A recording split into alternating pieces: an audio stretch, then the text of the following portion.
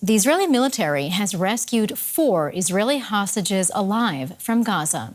1 woman and 3 men were freed amid heavy airstrikes from 2 different locations in central Gaza. Noah Argamani, seen here, is among the 4.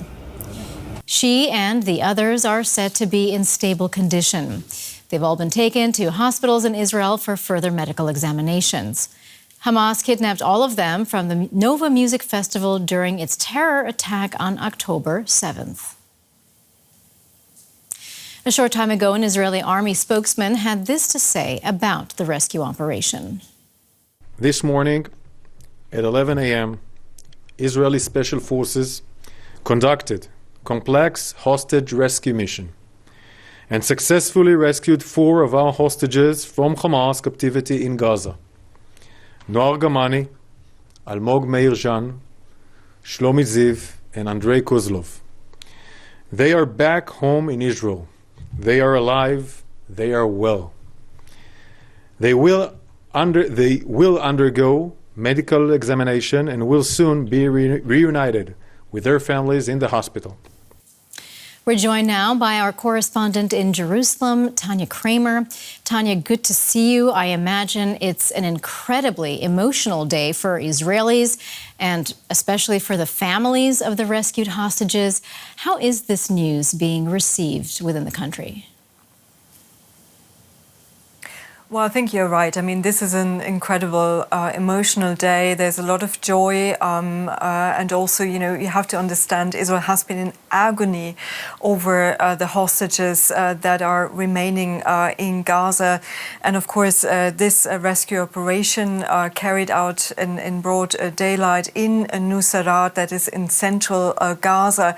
Now, we are hearing from the military spokesperson there earlier, give some more details that this was in preparation for weeks, as he has said, with many different units involved. Those 4 hostages were kept in 2 different locations. They were extracted from there and then flown by helicopter to the hospital to the Sheba hospital in Tel Aviv, where they are now. And we're seeing here, of course, in the past hours, images from that hospital on the Israeli channels. We've seen also Noah Argamani there. She was talking on the phone to Prime Minister Benjamin Netanyahu. Now, we understand that they are all in a reasonably good health. They are undergoing, of course, more checks. They have been reunited with their families, but it's certainly a very, very important day here, because this week had started on Monday, actually, with the announcement by the Israeli military that 4 more hostages were presumed dead in Gaza. And now, a couple of days later, finally, some good news for the family members and the relatives of those 4 hostages that they were rescued now after almost 9 months in captivity. Well, indeed, I imagine that Israelis have been hungry for some sort of good news. To date, just 3 other hostages have been rescued in more than 8 months of Israel's military operations in Gaza. Tania, do you think today's rescue will somehow boost public support for the war and possibly even for Prime Minister Netanyahu himself? Well, it might give him some respite from all the international and all the domestic pressure he has been under, especially in the past couple of days, because there is an agreement for a ceasefire that also includes the release of hostages on the table. And both sides, Hamas and Israel, have so far not really agreed to this latest proposal. And he has been under a lot of pressure because publicly, I mean, a majority, you could say, of the Israeli public wants to see that this agreement is being done.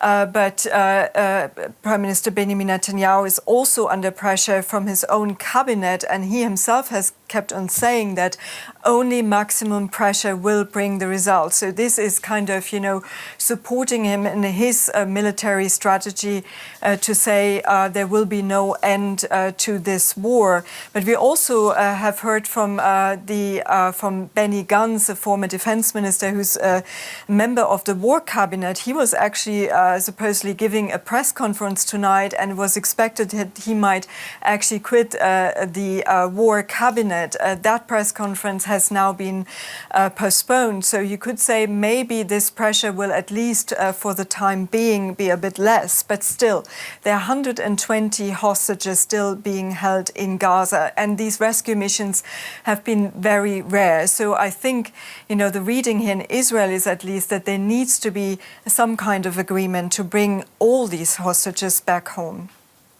Well, meanwhile, Hamas health authorities say a large number of people were killed amid these heavy airstrikes to rescue the hostages. I mean, the area where this operation took place in central Gaza is the site of a refugee camp. Tania, what do we know about the situation there? Well, absolutely. When this news broke, first that, the Israeli army said they're carrying out intensive airstrikes, and an intensive operation in al-Nuseirat refugee camp. Now, this is in central Gaza. This is also an area where a lot of Palestinians that had fled or had been ordered to go south by the military had now gone back because of the offensive taking place in Rafah. It's a very crowded area. And after 9 months of war, we all know the situation in Gaza is extremely difficult for civilians. Now, we're hearing that there were reports of many injured and killed being taken into the hospital, one of the few hospitals that's actually still somehow working in Deir al-Balach, which is south of Nuseirat. And the Ministry of Health there said that at least 55 people were killed. It doesn't distinguish between militants and civilians, but there's also a lot of footage out on social media of the devastating footage, I have to say, about the aftermath of that strike, that it's showing that now hospitals there are struggling with the influx of injured. And of course, these are very contrasting pictures that we are seeing that coming out of Gaza, with those devastating scenes once again. And of course, the joy and the development, this positive development, bringing those 4 hostages home that we are seeing in Israel. DW's Tania Krämer in Jerusalem for us. Tania, we appreciate your reporting. Thank you so much.